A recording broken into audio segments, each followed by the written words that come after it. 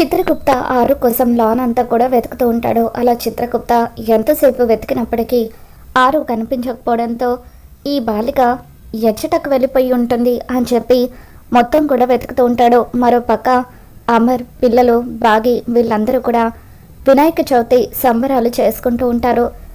వినాయకుడిని ప్రతిష్ఠించి ఎంతో అందంగా డెకరేషన్ అంతా కూడా చేసి పిల్లలతో కలిసి బాగి ఎంతో సరదాగా ఉండడంతో ఇదంతా చూస్తున్న మనోహరికి ఒళ్ళు మండిపోతూ ఉంటుంది. వీళ్ళందరినీ ఇంత సంతోషంగా చూస్తూ ఉంటే నా ఒళ్ళు మండిపోతుంది. ఎట్టి పరిస్థితుల్లోనూ ఈ పూజ జరగడానికి వీల్లేదు అని చెప్పి మనోహరి చిత్రతో అంటూ ఉంటుంది.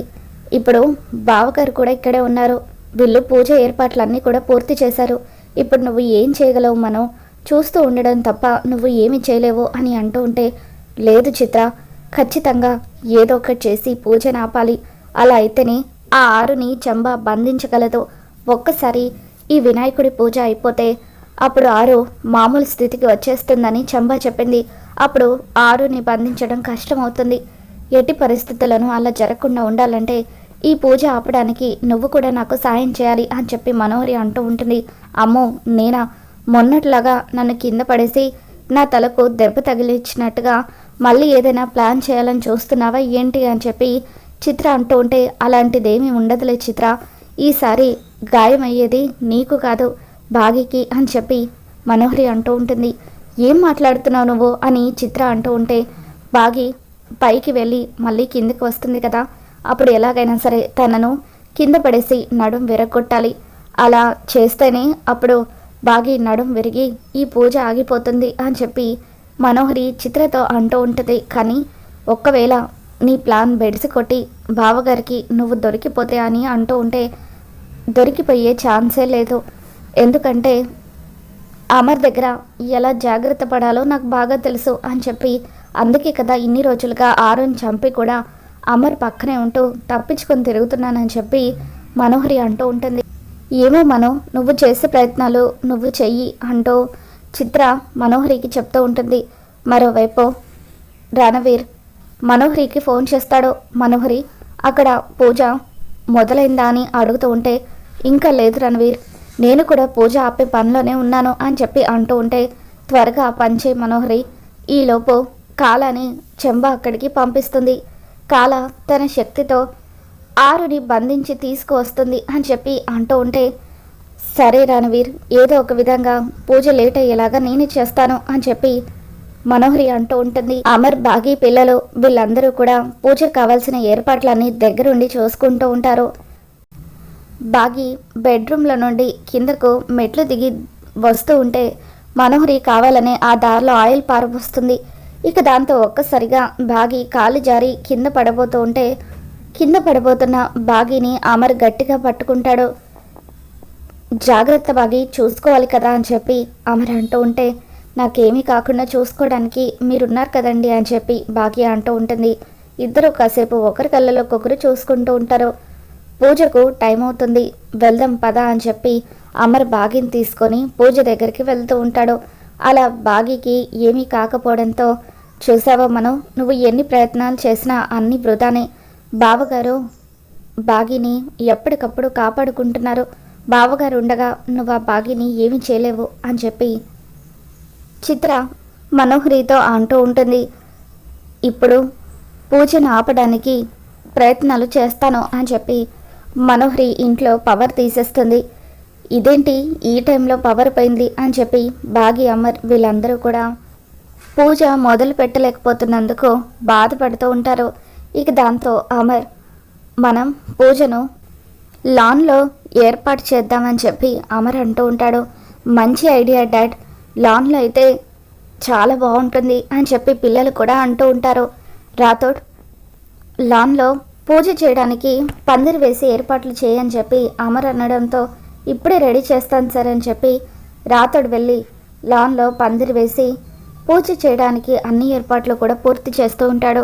మరోవైపు ఆరు ఒక చోట డల్గా కూర్చొని ఉంటుంది. ఏమైంది బాలిక, ఎందుకంత విచారంగా ఉన్నావని చెప్పి చిత్రగుప్త అడుగుతూ ఉంటాడు.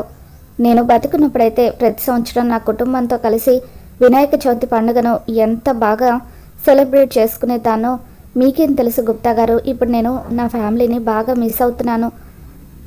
మా ఆయన, నా చెల్లెలు, పిల్లలతో కలిసి పూజను చేయాలని నాకుంది. కానీ నేనిప్పుడు కనీసం నా చెల్లెలతో కూడా మాట్లాడలేని పరిస్థితుల్లో ఉన్నాను.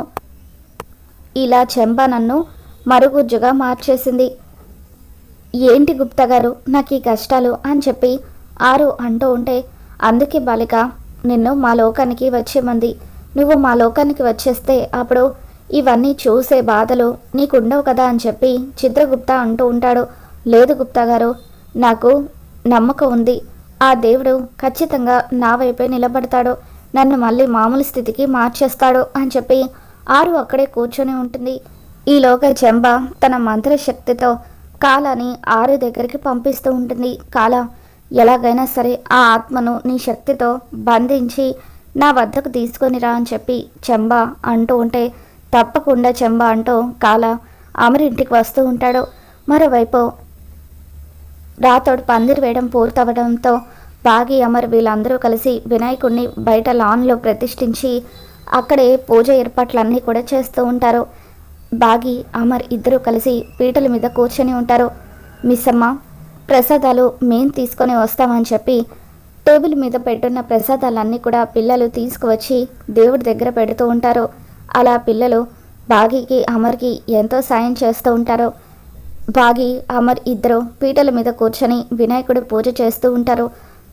ఆరు అలా కూర్చొని ఉండగా కాల వెనక నుండి వచ్చి పడగ విప్పడంతో ఆరు ఒక్కసారిగా వెనక్కి తిరిగి చూసి కాలాన్ని చూసి భయపడిపోతూ ఉంటుంది. అక్కడి నుండి తప్పించుకోవాలని ఆరు ఎంతగానో ప్రయత్నిస్తూ ఉంటుంది. కానీ తప్పించుకోలేక కాల చేతిలో బందీ అయ్యి అలాగే ఉండిపోతుంది. ఈ కళ ఆరు దేవుడికి దండం పెట్టుకుంటూ, వినాయక నువ్వే నన్ను కాపాడాలి, నువ్వే నాకు రక్షగా ఉండాలి, నన్ను కాపాడు స్వామి అంటూ ఆరు దేవుడికి దండం పెట్టుకుంటూ ఉంటుంది. బాగి అమర్ ఇద్దరు కూడా పూజను పూర్తి చేస్తారు. వాళ్ళు పూజ పూర్తి చేసి అక్షింతలు చల్లుకోగానే వినాయకుడు ప్రత్యక్షమయ్యి కాలాన్ని అంతం చేసి ఆరుని కాపాడుతాడు. ఇక దాంతో ఆరు మామూలు స్థితికి వచ్చేస్తుంది. గుప్తా గారు చూసారా, నేను మళ్ళీ మామూలుగా అయిపోయాను, నా శక్తులు కూడా నాకు తిరిగి వచ్చాయి, నన్నిక ఆ చెంబ ఏమీ చేయలేదు అని చెప్పి ఆరు ఎంతగానో ఆనందపడిపోతూ ఉంటుంది. నువ్వు పుణ్యాత్మురాలివే బాలిక, అందుకే ఆ దేవుడు కూడా నీ వెంట ఉన్నాడు అని చెప్పి చిత్రగుప్త అంటూ ఉంటాడు. ఆరు దేవుడికి దండం పెట్టుకుంటూ, స్వామి నీ పూజలో పాల్గొనలేకపోయానే అని నేను ఎంతగానో బాధపడ్డాను. నా చెల్లెలు, నా భర్త, నా పిల్లలు చేసిన పూజ ఫలితం నాకు ఇచ్చావా స్వామి, అందుకే నన్ను కాపాడి మామూలు స్థితికి వచ్చేలాగా చేసావా అని చెప్పి ఆరు దేవుడికి దండం పెట్టుకుంటూ ఉంటుంది. ఇక పూజ పూర్తయిన తర్వాత బాగి పిల్లలందరికీ కూడా ప్రసాదాలు ఇస్తూ ఉంటుంది. లాన్లో దూరంగా ఆరు కనిపించడంతో అక్క అక్క అని చెప్పి బాగి ఆరుని పిలుస్తూ ఉంటుంది. ఏంటక్క, గత 3 రోజులుగా మీరు నాకు కనిపించలేదు, ఏదైనా ఊరు వెళ్ళారా అని చెప్పి బాగి ఆరుతో మాట్లాడుతూ ఉంటే అమర్ పిల్లలు వీళ్ళందరూ కూడా షాకింగ్గా చూస్తూ ఉంటారు. చిత్ర మనోహరితో, మనోహరి ఆ బాగి మాట్లాడేది ఆరుతోనే, త్వరగా ఏదో ఒకటి కవర్ చేయి, లేకపోతే బావగారికి పిల్లలకు డౌట్ వచ్చేస్తుంది అని చెప్పి చిత్ర మనోహరితో అంటూ ఉంటుంది. ఆరు ఇదేంటి బాగి ఆయన ముందే పిల్లల ముందే నాతో మాట్లాడేస్తుంది, ఇప్పుడు నా గురించి వాళ్ళకి నిజం తెలిసిపోతే ఎలా అని చెప్పి కంగారు పడిపోతూ ఉంటుంది. బాగి అయినా ఇక్కడి నుండి నువ్వు మాట్లాడితే ఆ పక్కింటక్కకు ఏం వినిపిస్తుంది, నువ్వే వెళ్ళి మాట్లాడు అని చెప్పి మనోహరి బాగితో అంటూ ఉంటే, అవును మంచి ఐడియా ఇచ్చావు అని చెప్పి బాగి అక్కడికి వెళ్తూ ఉంటుంది. ఇకప్పుడు చిత్ర మనోహరితో, మనో ఆరు బాగి కనిపిస్తుందంటే ఆరు మామూలు స్థితికి వచ్చేసినట్టే కదా, అంటే చెంబ ఆరుని ఏమీ చేయలేకపోయింది, ఆరు శక్తులు కూడా తనకు తిరిగి వచ్చినట్టే కదా అని చెప్పి అంటూ ఉంటే, అవును ఇదంతా నా కర్మ, అనవసరంగా చెంబాని నమ్ముకున్నాను అని చెప్పి మనోహరి అనుకుంటూ ఉంటుంది. బాగి ఆరుతో మాట్లాడడం కోసం అని చెప్పి వెళ్తూ ఉంటే అప్పుడు అమర్ కూడా బాగి ఎవరితో మాట్లాడుతుందో ఎలాగైనా తెలుసుకోవాలని చెప్పి ఆ పక్కింటక్క ఎవరో బాగితో మాత్రమే ఎందుకు మాట్లాడుతుందో ఈరోజు కనిపెట్టాలని అమర్ కూడా బాగి వెనకాల వస్తూ ఉంటే అప్పుడు బాగి ఆరుతో, అక్క ఏదైనా ఊరు వెళ్ళారా? 3 రోజులుగా కనిపించనే లేదు. మేము వినాయకుడి పూజ చాలా బాగా చేసుకున్నాం అక్క. ప్రసాదాలు కూడా బాగా టేస్టీగా ఉన్నాయి. నీకు కూడా తీసుకువస్తాను అని చెప్పి బాగి ఆరుతో మాట్లాడుతూ ఉంటే, పర్వాలేదు నేను తర్వాత తీసుకుంటాను అని చెప్పి ఆరు అంటూ ఉంటుంది. ఇక అలా బాగి ఆరుతో మాట్లాడుతూ ఉండగా అప్పుడే అక్కడికి అమర్ వచ్చి అక్కడ ఎవరూ లేకపోవడం చూసి షాక్ అవుతూ ఉంటాడు.